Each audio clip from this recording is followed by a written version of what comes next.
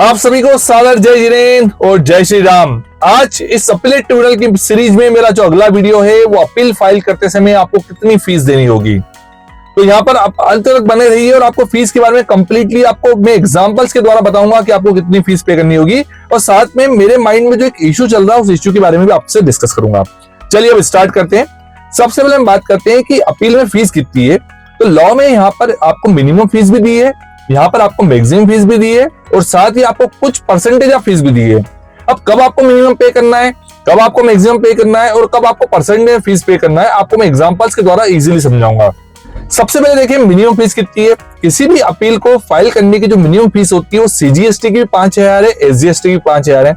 मतलब सिंपल सी बात है, अपील फाइल करने की मिनिमम फीस 10,000 रुपीज रहेगी। साथ ही मैक्सिमम फीस 25,000 सीजीएसटी की, 25,000 एसजीएसटी की, मतलब मैक्सिमम फीस जो रहेगी वो रहेगी 50,000 रुपीज। और परसेंटेज की फीस है 1% of tax for every 1 lakh. चलिए अब तीनों सिचुएशंस को हम एग्जाम्पल के द्वारा समझते हैं। मान लीजिए कोई टैक्स पेयर अपीलेट ट्रिब्यूनल में अपील फाइल करना चाहता है, उसकी जो टैक्स लायबिलिटी है वो सीजीएसटी की 1 लाख है, एसजीएसटी की 1 लाख है। यदि हम परसेंटेज की बात करूं तो 1 लाख पे 1,000 और एसजीएसटी की भी 1 लाख है, तो 1 लाख पे 1,000, मतलब उसे 2,000 रुपए की फीस पे करनी है। बट यहाँ पे लॉ मेकर्स ने यहाँ पे मिनिमम फीस बोली है। मिनिमम फीस आपको सीजीएसटी की 5,000 भी पे करनी पड़ेगी और एसजीएसटी की 5,000 पे करनी पड़ेगी, मतलब आपको मिनिमम इस 2 लाख की टैक्स लायबिलिटी के केस में भी आपको 10,000 रुपए की फीस पे करना ही पड़ेगी। चलिए दूसरा एग्जाम्पल समझते हैं। हमारी सीजीएसटी की लायबिलिटी है 8 लाख, हमारी एसजीएसटी की लायबिलिटी है 8 लाख। तो सिंपल बात है, सीजीएसटी के केस में आप जो फीस पे करोगे 8 लाख का 1% 8,000, जो कि मिनिमम से ज्यादा है, डेफिनेटली फिर आपको 8,000 ही पे करना होगी। और एसजीएसटी की भी 8 लाख जो कि मिनिमम 5,000 से ज्यादा है, तो वहां पे भी 8,000, मतलब यहाँ पे आप अपीलेट ट्रिब्यूनल की जो फीस पे करोगे 16,000 रुपए पे करोगे। तीसरा एग्जांपल, मान लीजिए आपकी टैक्स लायबिलिटी है 40 लाख सीजीएसटी की, 40 लाख एसजीएसटी की, तो 40 लाख का 1% होगा 40,000। बट वहां पे आपको मैक्सिमम लिमिट भी दी है कि सीजीएसटी की फीस आप 25,000 से ज्यादा पे नहीं करोगे, मतलब आप सीजीएसटी का 25,000 पे करोगे। सेम केसेस में एसजीएसटी का 25,000 पे करोगे, आपको 50,000 रुपीज की फीस पे करना होगी।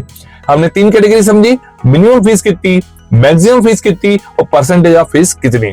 इसी तरह एक आईजीएसटी का केस हो रहे जो मेरे माइंड में, उससे रिलेटेड बात कर लेता हूं कि मान लीजिए यदि किसी असेसी की टैक्स लायबिलिटी केवल आईजीएसटी की है 10 लाख रुपए की, या मान लीजिए 8 लाख रुपए की है, वो कितनी फीस पे करेगा।